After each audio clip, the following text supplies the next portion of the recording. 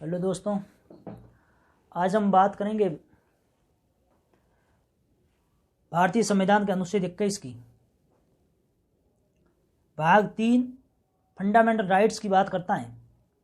और उसी का अनुच्छेद 21 जो एक मूल अधिकार है और वो बहुत महत्वपूर्ण मूल अधिकार है, वो है मानव जीवन जीने के अधिकार को लेकर। हमारे जीवन जीने के अधिकार को आर्टिकल 21 संरक्षण प्रदान करता है। और अनुच्छेद 21 में लिखा है कि किसी भी व्यक्ति को प्राण और दैहिक स्वतंत्रता से वंचित विधि द्वारा स्थापित प्रक्रिया के बिना नहीं किया जा सकता। यानी किसी भी व्यक्ति की जीवन लीला समाप्त करनी है तो आप विधि द्वारा स्थापित प्रक्रिया से ही कर सकते हैं, अन्यथा नहीं। अनुच्छेद 21 में प्राण शब्द यूज किया गया है, दैहिक स्वतंत्रता यूज की गई है, व्यक्ति शब्द यूज किया गया है और विधि द्वारा स्थापित प्रक्रिया शब्द यूज किया गया है। अब हम इनका अर्थ जानने की कोशिश करते हैं कि इनका अर्थ होता क्या है। सबसे पहले प्राण शब्द,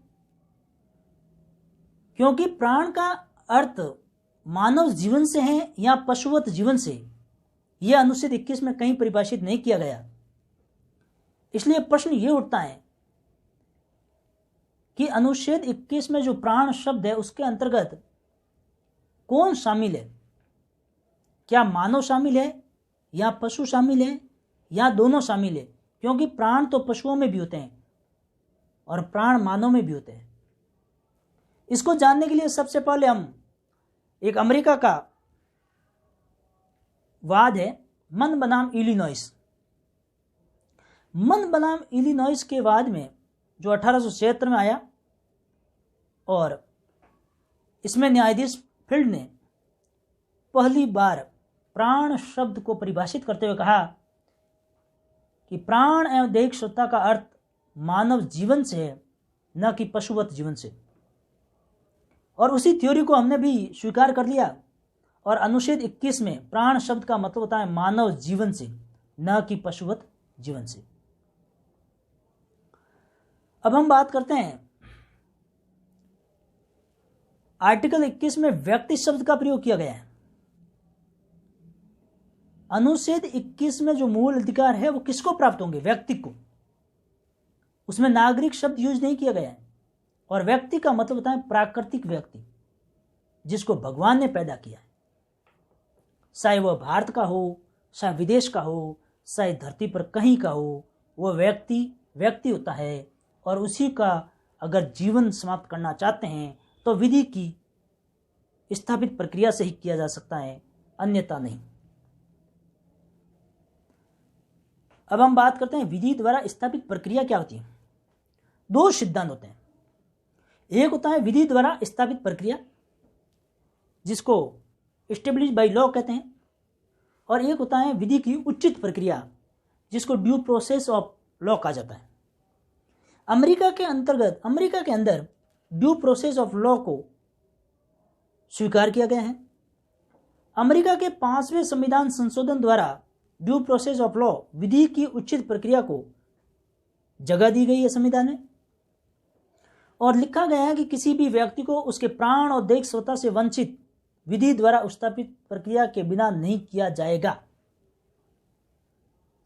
और हमारे भारत के संविधान के अनुच्छेद 21 में विधि द्वारा स्थापित प्रक्रिया को जगह दी गई है।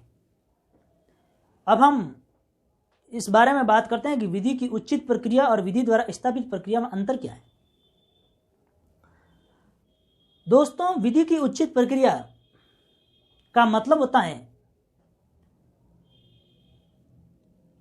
जब कोई वाद आता है तो उसके तथ्यों पर विचार किया जाए, उचित और अनुचित पर विचार किया जाए, सही और गलत पर विचार किया जाए, तर्क और वितर्क पर विचार किया जाए, प्राकृतिक न्याय के सिद्धांतों पर विचार किया जाए, और फिर यह तय किया जाए कि सही क्या है।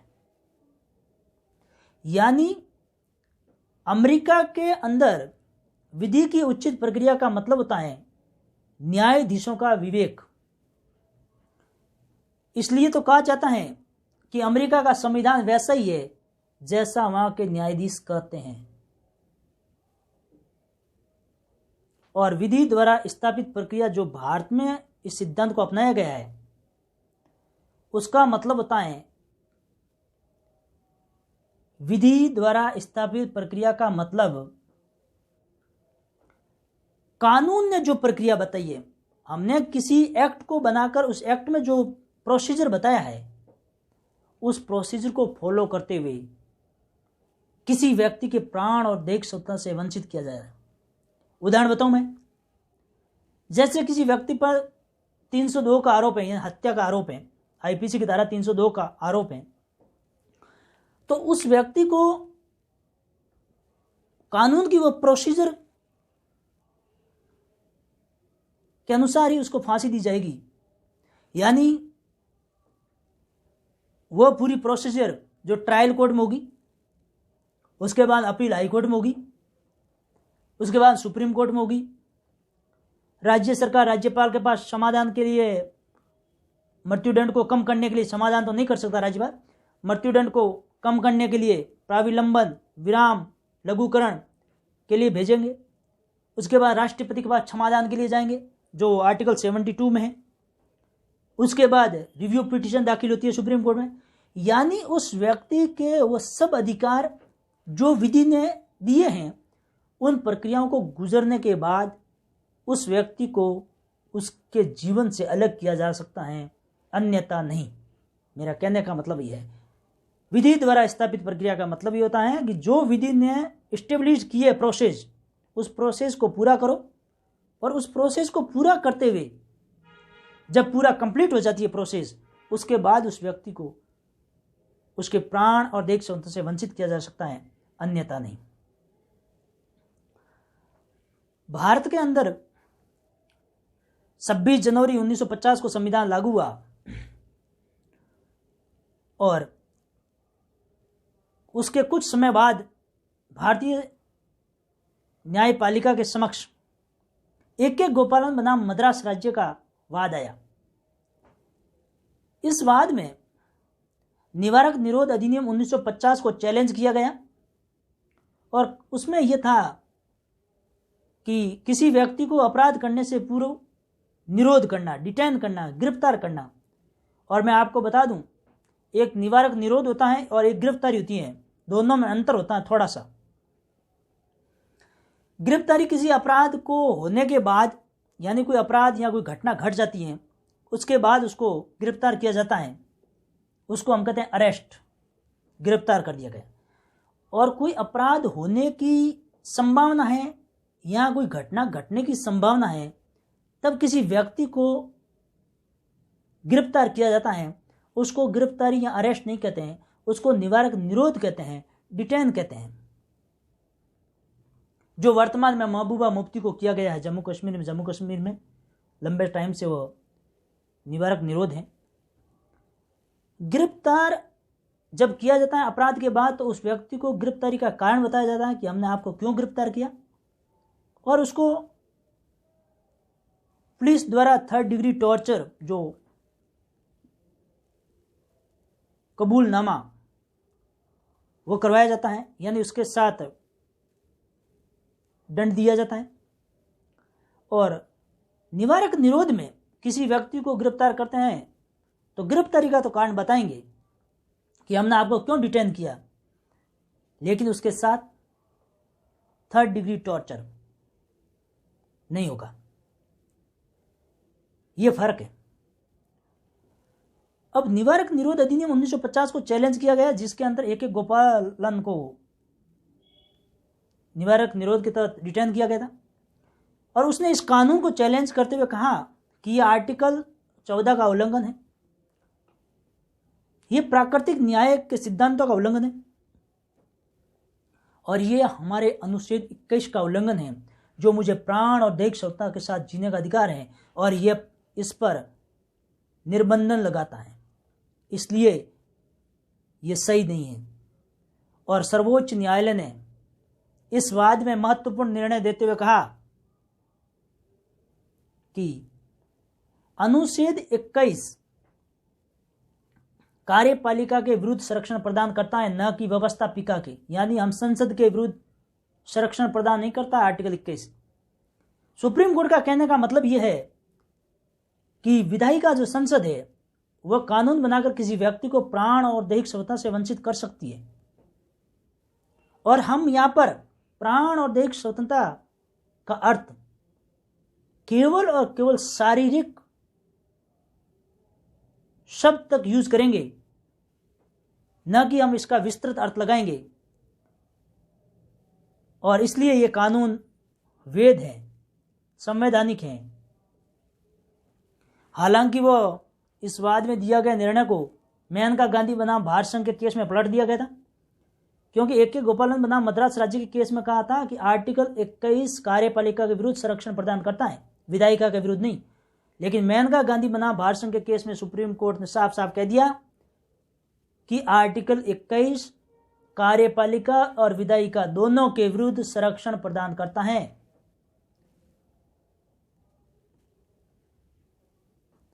अब हम बात करते हैं खड़क सिंह बनाम उत्तर प्रदेश राज्य। इस केस में खड़क सिंह पर डकैती का आरोप था, पुलिस ने गिरफ्तार किया, साक्ष्यों के अभाव में कोर्ट ने उनको बरी कर दिया। फिर भी यूपी पुलिस उसके पीछे उसके घर जाती थी, जब मन हुआ पुलिस चली जाती थी, और यह देखने के लिए कि खड़क सिंह कहाँ है, घर है या कहीं बाहर है। इस वाद में सर्वोच्च न्यायालय ने कहा कि इस प्रकार आप किसी व्यक्ति का पीछा कर रहे हो जबकि आपके पास तो पर्याप्त सबूत है ही नहीं, तो ये किसी व्यक्ति के निजी जीवन में दखल है, और ऐसा आप करते हो तो वो आर्टिकल 21 जीवन जीने के अधिकार का उल्लंघन है।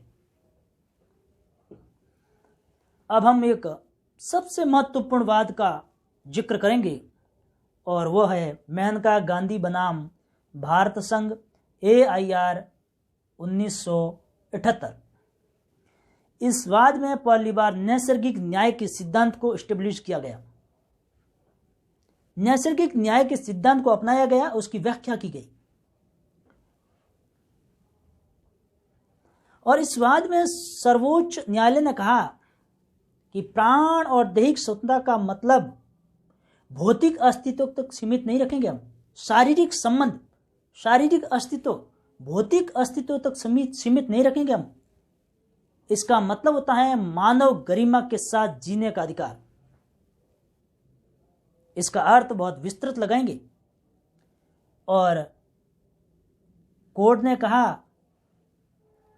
कि कोई प्रक्रिया का मतलब प्रक्रिया नहीं, बल्कि वह प्रक्रिया जो युक्ति युक्त हो, न्याय संगत हो, प्राकृतिक न्याय के सिद्धांतों के अनुरूप हो, वह प्रक्रिया होनी चाहिए। प्रक्रिया का मतलब कोई प्रक्रिया ये नहीं होगा कि आपने प्रक्रिया का मतलब प्रक्रिया कर दिया और हमारा काम हो गया, नहीं। ऐसी प्रक्रिया जो न्याय संगत हो, फेयर हो, जस्ट हो, रीजनेबल हो, नेचुरल जस्टिस के थ्योरी पर एस्टेब्लिश्ड हो। और यहां पर PN भगवती, जो जस्टिस PN भगवती, उन्होंने कहा कि कोई भी कानून प्राकृतिक न्याय के सिद्धांतों के अनुरूप होना चाहिए, युक्ति युक्त होना चाहिए, और युक्ति युक्तता का सिद्धांत अनुच्छेद 14 का आवश्यक तत्व है। न्यायाधीश PN भगवती ने कहा कि आर्टिकल 14 और 19 की अपेक्षाओं को पूरा करने वाला होना चाहिए, विधि की उचित प्रक्रिया को पूरा करने वाला होना चाहिए। और प्राकृतिक न्याय के सिद्धांत का मतलब होता है कि दूसरे पक्ष को भी सुनो, जिस व्यक्ति के आप अधिकार छीन रहे हो उसको भी सुनने का मौका दो।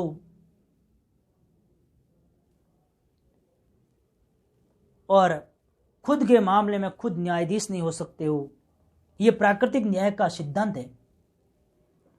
और PN भगवती ने कहा कि हमें अनुच्छेद 21 की व्याख्या करते टाइम इसका अर्थ विस्तृत अर्थ लगाना चाहिए, और अर्थ सामान्य और साधारण लगाना चाहिए।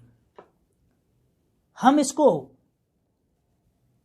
शारीरिक अस्तित्व यानी सीमित अर्थ लगाकर ऐसा नहीं कर सकते हैं कि उसके प्राण और दैहिक स्वतंत्रता के जो लक्षण है, जो परिभाषा है, वही समाप्त हो जाए। यानी पीएन भगवती ने कहा कि हम इसका अर्थ बहुत विस्तृत लगाएंगे, बहुत बड़ा अर्थ लगाएंगे, और जिसके अंतर्गत उन्होंने कहा आर्टिकल 21 के अंतर्गत बहुत सारे अधिकार आते हैं, और वे सभी अधिकार जो प्राण और दैहिक स्वतंत्रता का संरक्षण या उसका गठन करते हैं, वे सभी अधिकार आर्टिकल 21 में आते हैं। उन्होंने कहा कि यह आवश्यक नहीं है कि प्रत्येक अधिकार अनुच्छेद में लिखा हुआ होना चाहिए। बहुत अच्छी बात कह रहा है ये सुप्रीम कोर्ट, और ये कह रहे हैं कि ये जरूरी नहीं है कि प्रत्येक मौलिक अधिकार या कोई भी अधिकार किसी अनुच्छेद में लिखा हुआ होगा तो ही हम उसको अधिकार मानेंगे। सर्वोच्च न्यायालय ने कहा कि ऐसा कोई अधिकार जो किसी दूसरे अधिकार के लिए आवश्यक है और उसका जिक्र संविधान में कहीं नहीं है, तो अभी हम उसको मौलिक अधिकार मानेंगे।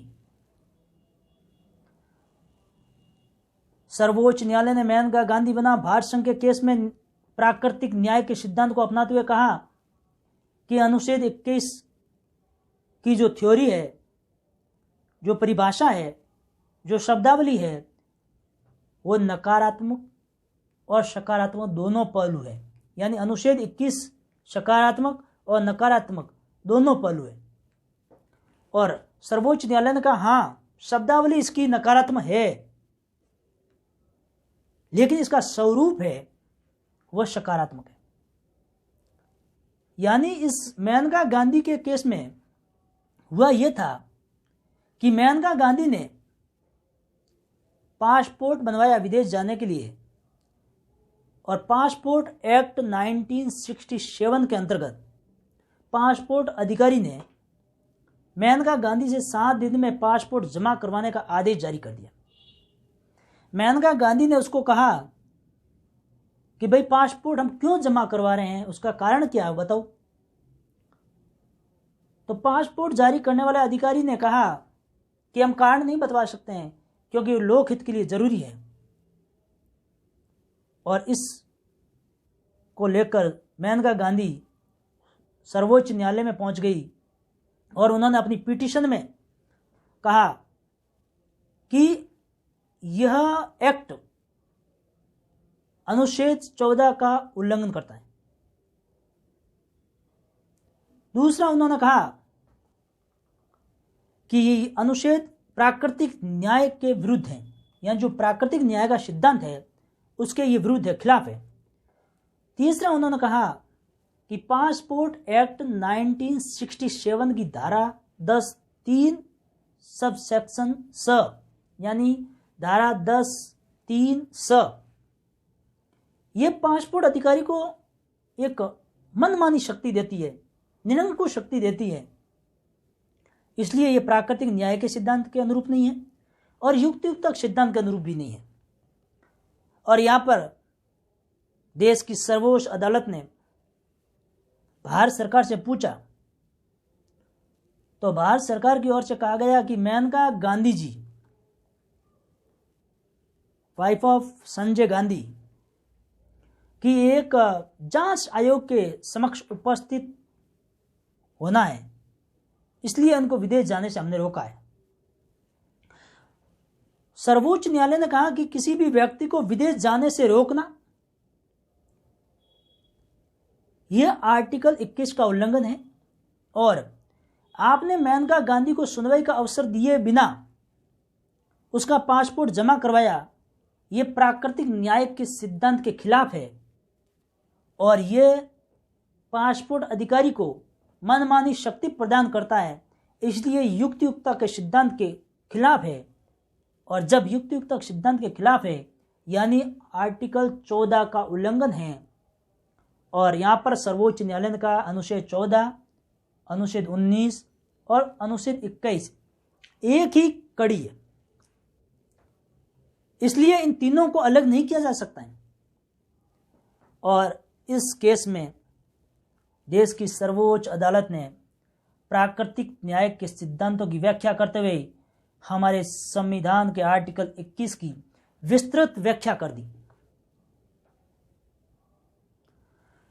अब हम बात करेंगे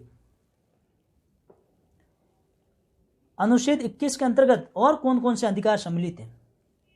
वैसे इसमें बहुत सारे अधिकार हैं।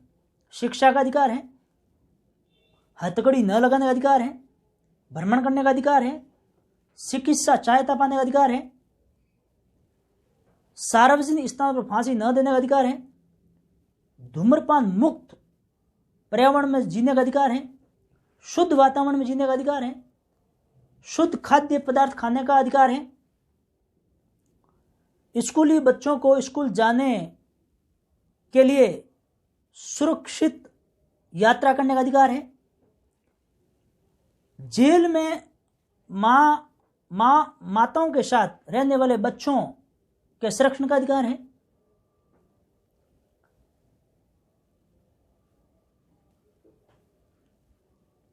जीवन के अधिकार में मरने का अधिकार शामिल नहीं है,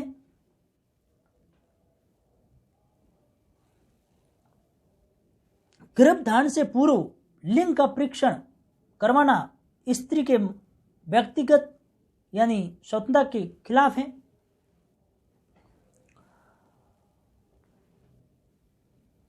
फोन टैप न करने का अधिकार है, एफआईआर करने के बाद इन्वेस्टिगेशन करना युक्त है,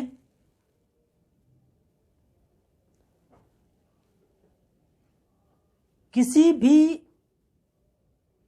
आवारा व्यक्ति की मृत्यु होने पर उसको सम्मानजनक रूप से देह संस्कार करने का अधिकार है। यानी आर्टिकल 21 बहुत सारे अधिकार प्राप्त करता है जो श्रमजीवी महिलाओं के साथ यौन उत्पीड़न से संरक्षण प्रदान करता है। अब हम बात करते हैं एक बहुत महत्वपूर्ण आर्टिकल की, वो है फोन टैप न करना। आर्टिकल 21 के अंतर्गत मौलिक अधिकार है।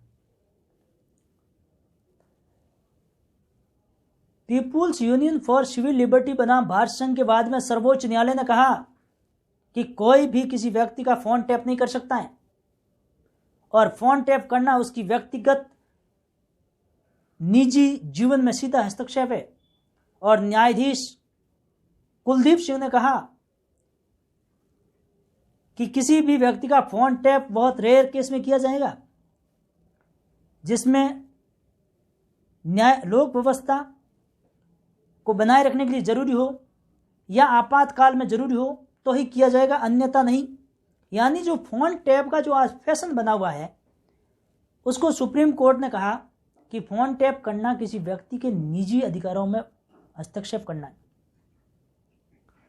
और इस वाद में सर्वोच्च न्यायालय ने भारतीय टेलीफोन अधिनियम 1885 की धारा 5(2) जो राज्य को ये विवेकीय शक्ति प्रदान करती है उसको लेकर दिशा निर्देश जारी किए।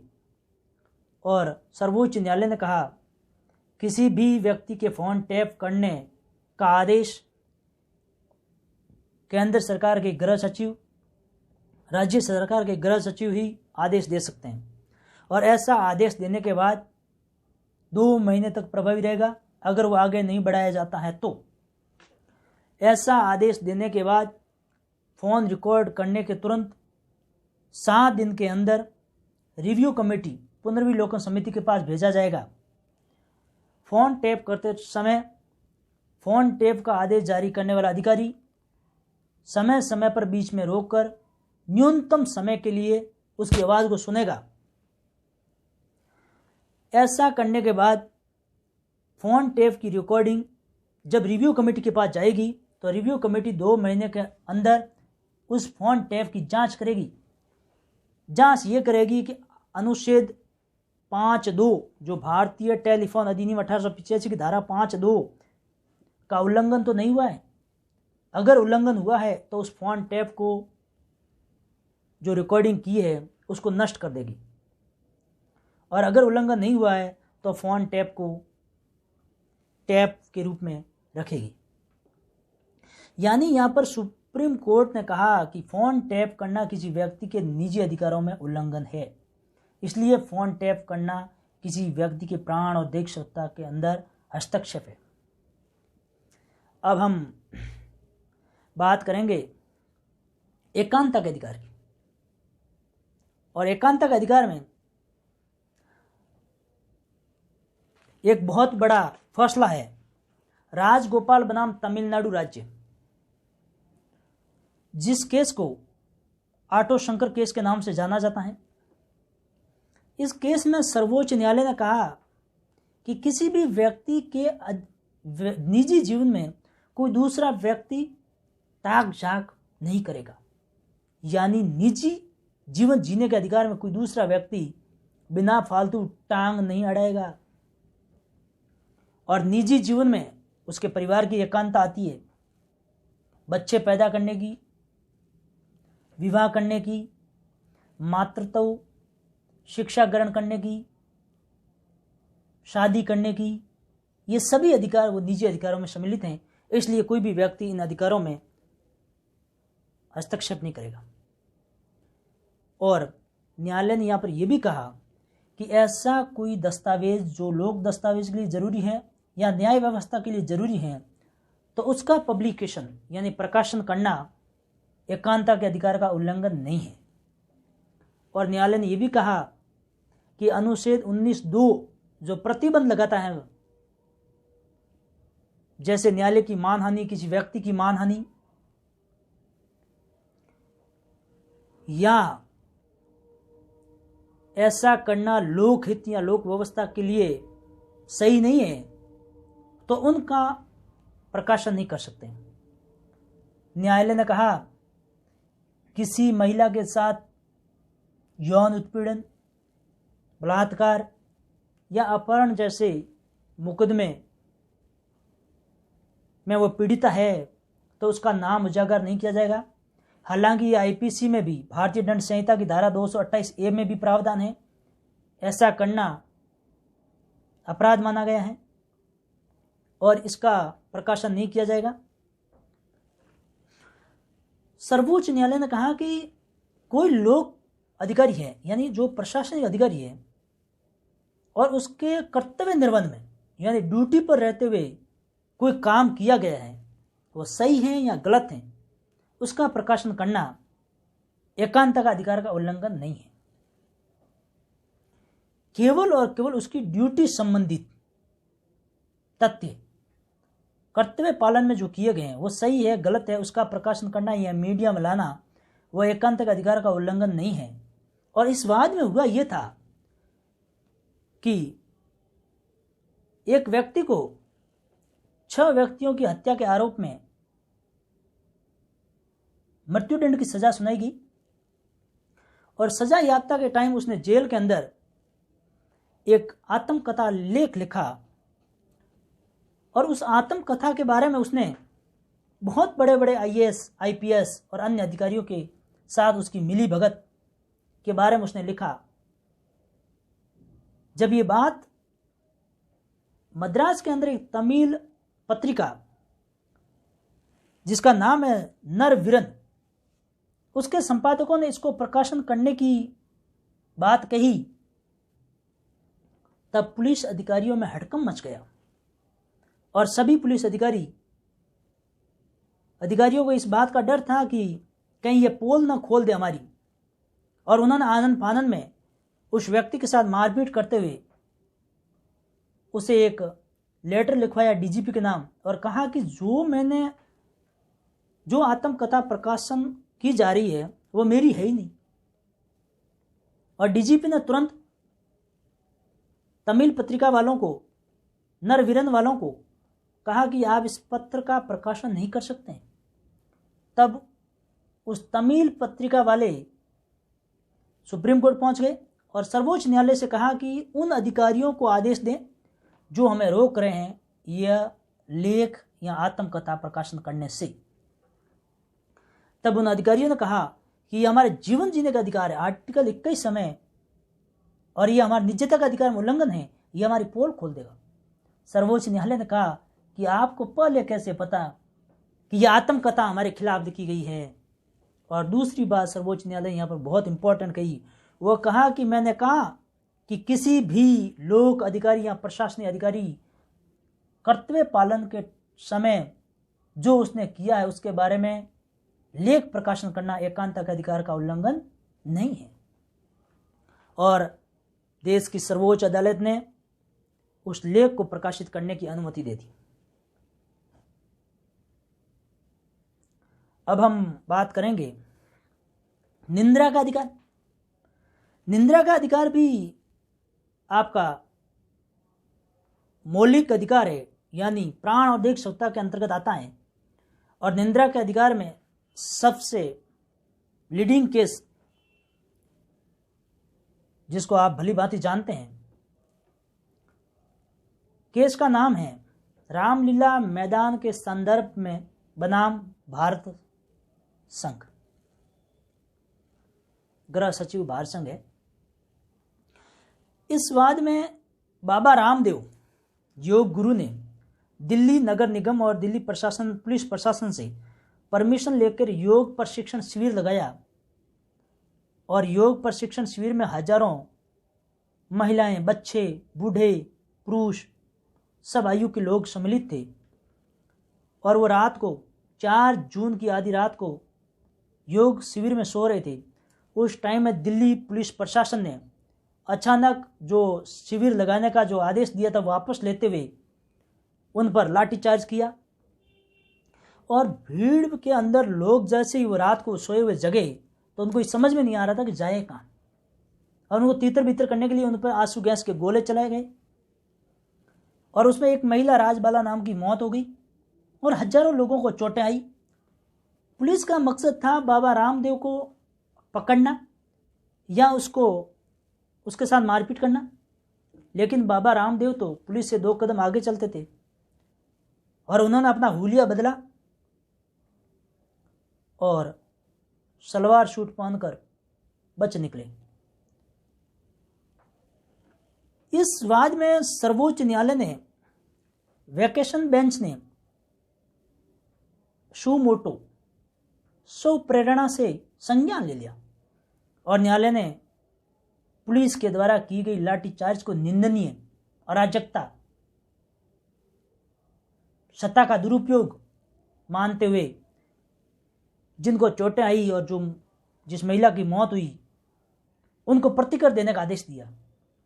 और न्यायालय ने एक बहुत महत्वपूर्ण निर्णय देते हुए इसमें कहा कि निंदा का अधिकार किसी व्यक्ति का मूल अधिकार है। और न्यायाधीश BS चौहान ने कहा कि निंदा विलासिता नहीं है, आवश्यकता है। और जब व्यक्ति निंदा के अंदर जग जाता है, आधी रात को अचानक अपन भी सोए हुए व्यक्ति जग जाता है, तो वो मेंटली, फिजिकली, इमोशनली सब तरह से प्रभावित हो जाता है। और ऐसा करना उस व्यक्ति के जीवन के अधिकार में हस्तक्षेप करना है। और सर्वोच्च न्यायालय ने कहा पुलिस के द्वारा यही किया गया और निंदा के अधिकार में सांसें लेना, सोना, खाना, पीना सब सम्मिलित है। अब हम बात करते हैं, एकांतता का अधिकार आत्यंतिक अधिकार नहीं है। राइट टू प्राइवेसी आपका राइट तो है, फंडामेंटल राइट तो है, लेकिन एब्सोल्युटली फंडामेंटल राइट नहीं है। वैसे फंडामेंटल एब्सोल्यूट राइट कोई है ही नहीं, लेकिन एकांतता का अधिकार एब्सोल्युटली राइट नहीं है। एक केस था जिसका नाम है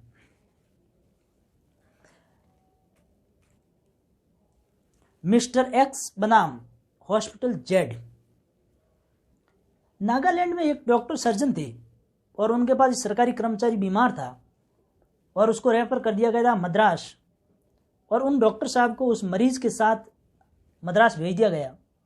मद्रास जाने के बाद उस रोगी को ब्लड की ज़रूरत पड़ी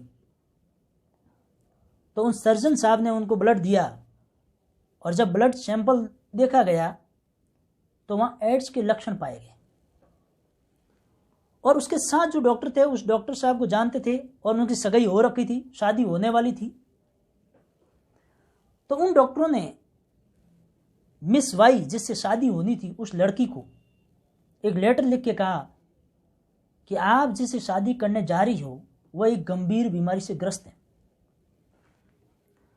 और ये बात उस मिस वाई को पता चली, यानी उसकी होने वाली वाइफ को पता चली, तो शादी टूट गई और डॉक्टर साहब की प्रतिष्ठा को ठेस पहुंची और वह नागालैंड छोड़कर मद्रास चले गए और उन्होंने एक सुप्रीम कोर्ट में रेट पिटीशन दाखिल की और कहा कि मेरी प्रतिष्ठा को क्षति पहुंची,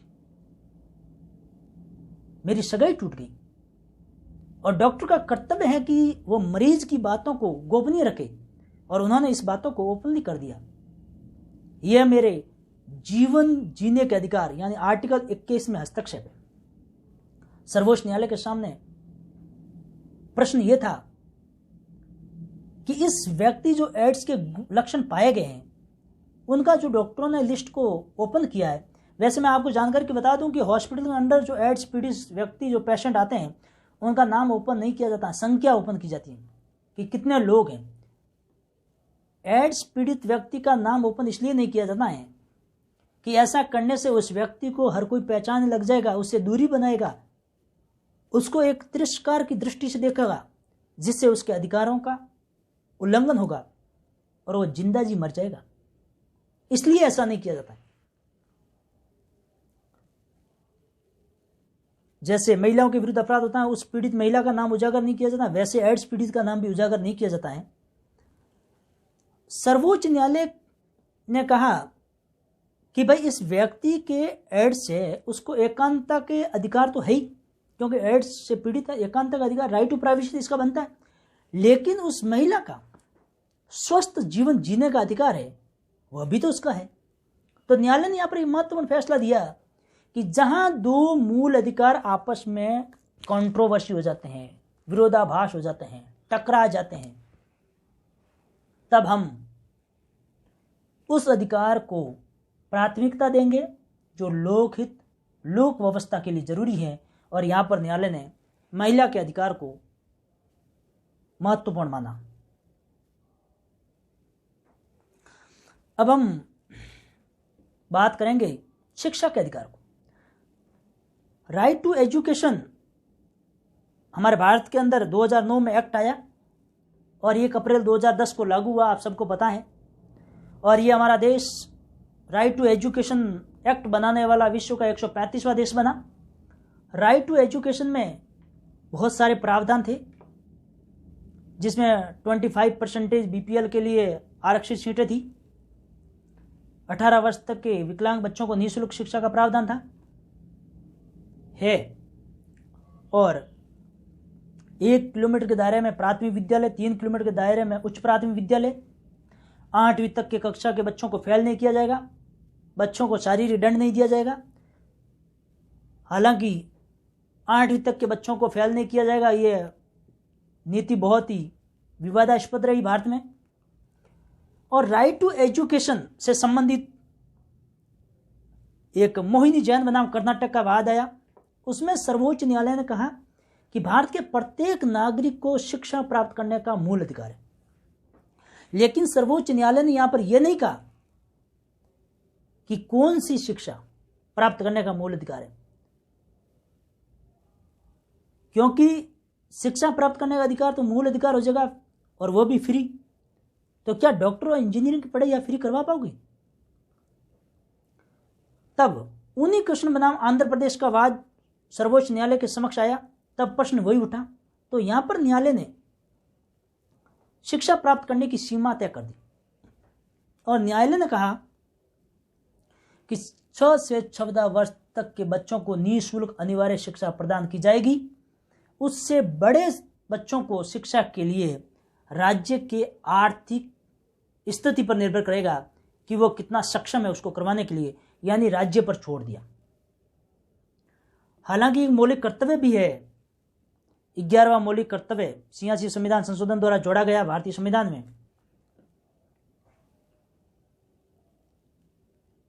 अब हम बात करेंगे गर्भ धारण करने से पूर्व लिंग का परीक्षण करवाना महिला के जीवन के अधिकार का उल्लंघन है।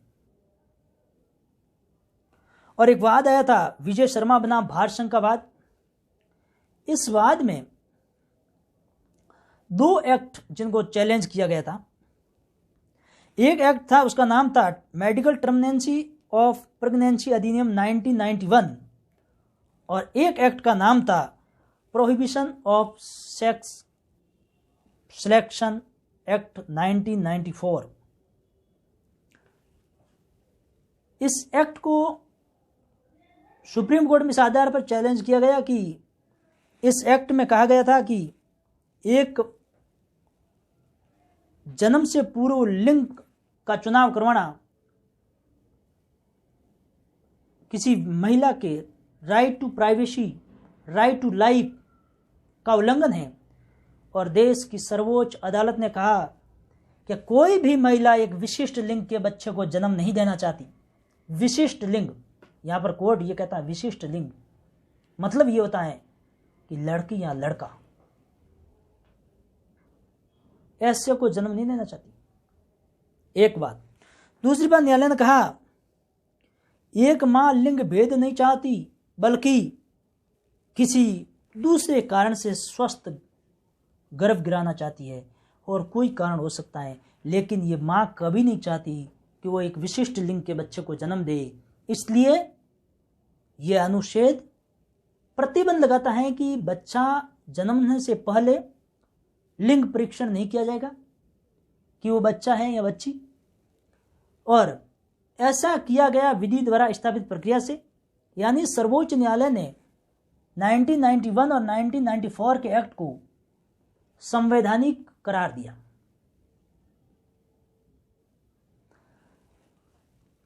अब हम बात करेंगे स्कूली बच्चों को बस में यात्रा करना, सुरक्षित यात्रा करना उसका मौलिक अधिकार है। कोई भी बच्चा कोई भी बस में जाएगा स्कूल तक, तो स्कूल तक जाने के लिए सुरक्षित यात्रा करेगा। यानी ऐसी बस जो खसाखस भरी होगी, ऐसा नहीं कर सकते हैं बस वाले। बस में उतने ही बच्चे बिठाए जाएं जितनी सीटें हैं, और उनको सुरक्षित स्कूल तक पहुंचाया जाए। ये स्कूल और बस चलाने वाले ड्राइवर का दायित्व है। न्यायालय ने एक बहुत महत्वपूर्ण फैसले में कहा कि चिकित्सा सुविधा प्राप्त करने का अधिकार right to education, right to life के अंतर्गत आता है। यानी प्राण और देह क्षमता के अंतर्गत आता है चिकित्सा व्यवस्था प्राप्त करने का अधिकार। और न्यायालय ने यहां पर कहा कि कोई भी व्यक्ति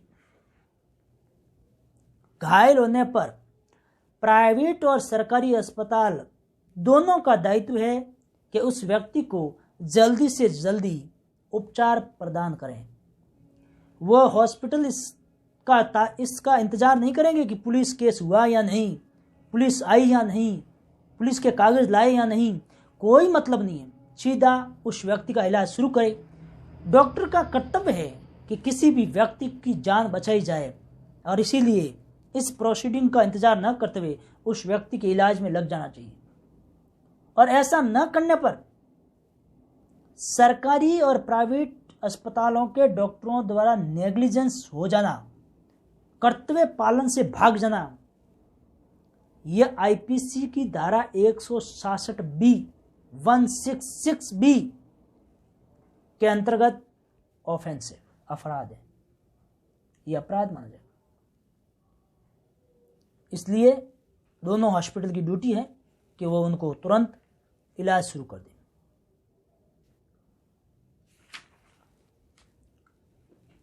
हथकड़ी न लगाने का अधिकार भी मूल अधिकार है, और एक चरित्रहीन महिला को जीवन जीना एकांत का अधिकार है। यानी चरित्रहीन महिला के बारे में आप ये, चरित्रहीन महिला का मतलब यहाँ पर यह है कि वैसे तो वो अपराधी है, प्रोस्टिट्यूशन चलाते हैं, और प्रोस्टिट्यूट होती है वेश्यावर्ती, उसके लिए कानून बना हुआ 1956 में।